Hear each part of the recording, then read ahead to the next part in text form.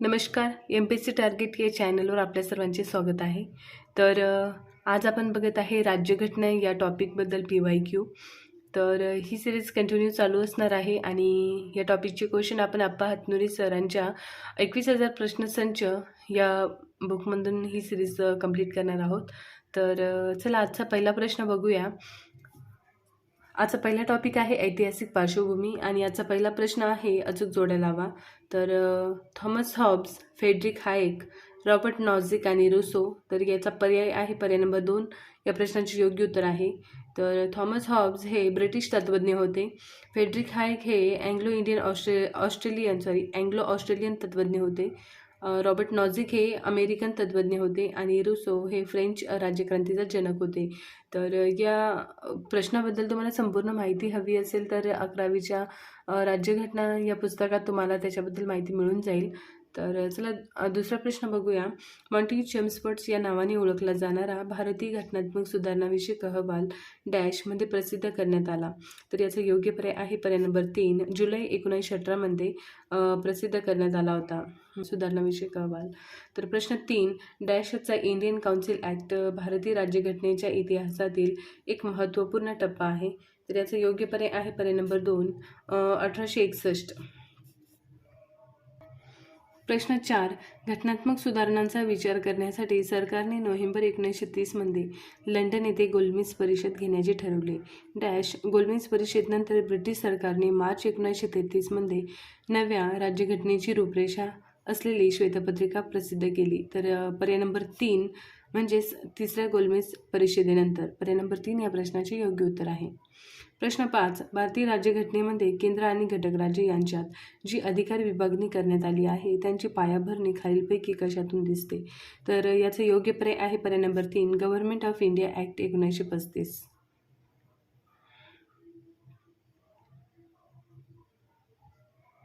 प्रश्न 6. भारतीय राज्यघटनेच्या इतिहासातील डॅश हा महत्त्वाचा टप्पा आहे. तर पर्याय नंबर 2. दी इंडियन काउन्सिल ॲक्ट 1861. पर्याय नंबर 2 या प्रश्नाचे योग्य उत्तर आहे. प्रश्न 7. भारत सरकार कायदा 1935 बाबत खालीलपैकी कोणते विधान चुकीचे आहे. तर पर्याय नंबर 2. या कायद्यान्वये भारतामध्ये केंद्रात प्रथमच द्विगृही कायदेमंडळांची निर्मिती करण्यात आली. पर्याय नंबर 2 या प्रश्नाचे उत्तर आहे. प्रश्न 8. 1935च्या भारत सरकारच्या कायद्यासंदर्भात खालील विधाने विचारात घ्या. तर याचा योग्य पर्याय आहे बरोबर विधान निवडायचे आहे. ह्या कायद्यामुळे प्रांतिक स्वायत्तता प्राप्त झाली आणि फेडरल कोर्टाची स्थापना या कायद्यानुसार झाली. तर पर्याय नंबर 1 आणि या प्रश्नाची योग्य उत्तर आहे.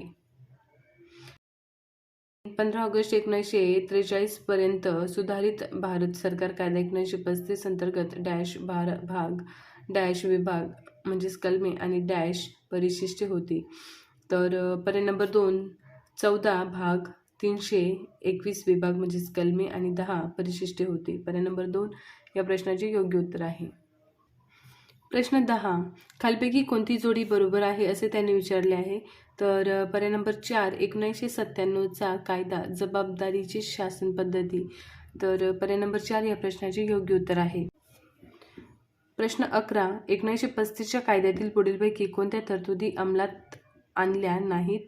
तर पर्याय आहे भारतीय संघराज्य आणि केंद्रशासित द्विदल राज्य पद्धती. या दोन्हीही तरतुदी अंमलात आणल्या नाहीत म्हणून पर्याय नंबर 2 आणि या प्रश्नाचे योग्य उत्तर आहे.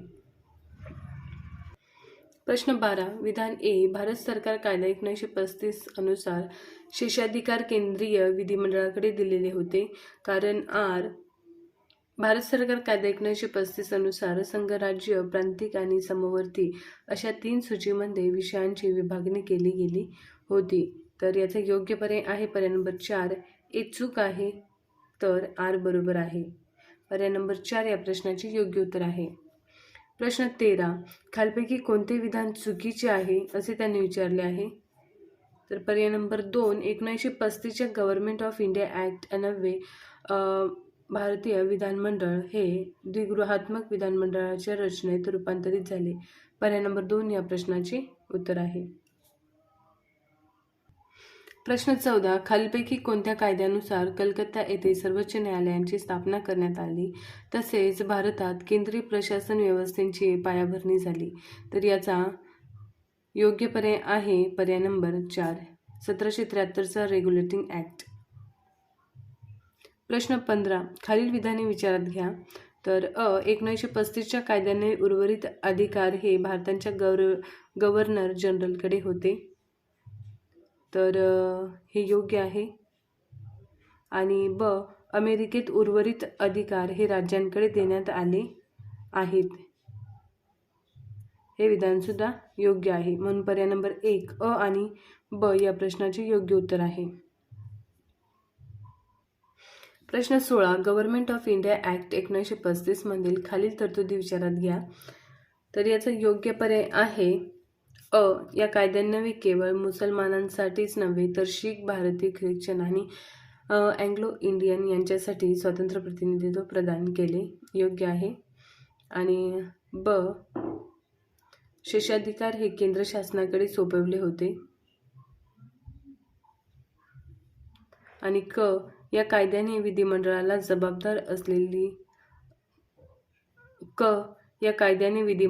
जबाबदार असलेला न कोणी सल्लागार अथवा न कोणी मंत्री परिषद नियुक्त केली गेली.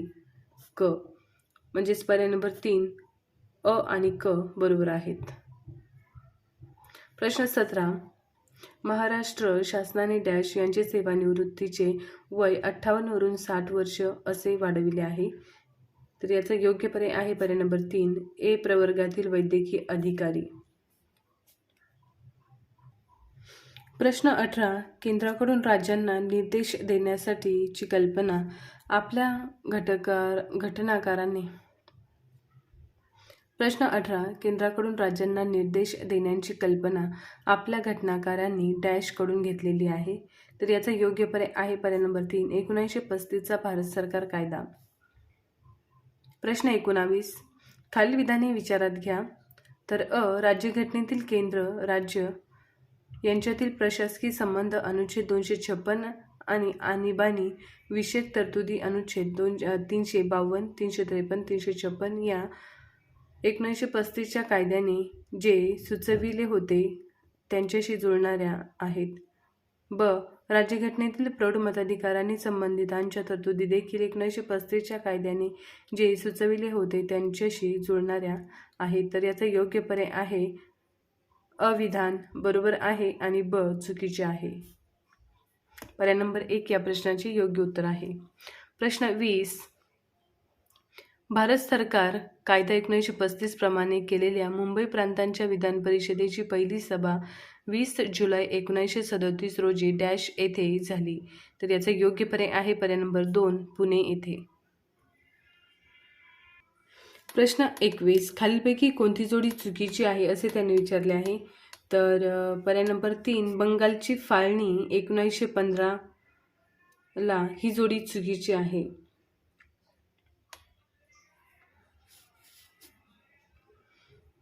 पर्याय नंबर 3 या प्रश्नाचे योग्य उत्तर आहे. प्रश्न 22. खालील विधाने पहा. 1 जानेवारी 1915 रोजी प्रजासत्ताक चिन्हला मान्यता देणारा भारत हा प्रथम देश होता. संयुक्त राष्ट्रसंघाच्या सुरक्षा परिषदेतील चीनच्या कायम सदस्यत्वासाठी भारताने संयुक्त राष्ट्रसंघाच्या सुरक्षा परिषदेतील चीनच्या कायम सदस्यत्वासाठी भारताने आक्षेप घेतला होता. तर कोणते विधान बरोबर आहे असे त्यांनी विचारले आहे. तर फक्त 1 जानेवारी 1950 रोजी प्रजासत्ताक चिन्हला मान्यता देणारा भारत हा प्रथम देश होता. पर्याय नंबर 1 या प्रश्नाचे योग्य उत्तर आहे.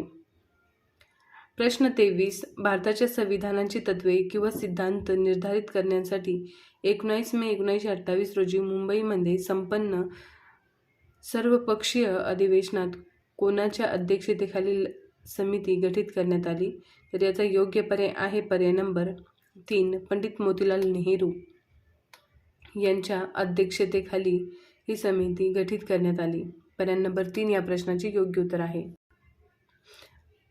प्रश्न 25. 1935च्या भारत सरकार कायद्यात कशाची तरतूद होती? तर 1935च्या भारत सरकारच्या कायद्यात प्रांतिक स्वायत्तता याची तरतूद होती. पर्याय नंबर 4 या प्रश्नाचे योग्य उत्तर आहे. प्रश्न 26. ब्रिटिश काळात स्वातंत्र्य निर्वाचन आयोगाची तरतूद कोणत्या सुधारणा कायद्यात होती? तर याचा योग्य पर्याय आहे पर्याय नंबर 3 1909 मॉर्ले मिंटो सुधारणा कायदा. प्रश्न 26. ब्रिटिश काळात स्वातंत्र्य निर्वाचन आयोगाची तरतूद कोणत्या सुधारणा कायद्यात होती? तर याचा योग्य पर्याय आहे पर्याय नंबर 3 1909 मॉर्ले मिंटो सुधारणा कायदा. पर्याय नंबर 3 या प्रश्नाचे योग्य उत्तर आहे. तर पुढच्या टॉपिकमध्ये आपण घटनेची निर्मिती हा टॉपिक घेणार आहोत. तर अशाच पद्धतीने व्हिडिओ बघण्यासाठी आपल्या चॅनलला सबस्क्राईब करा, व्हिडिओला लाईक करा.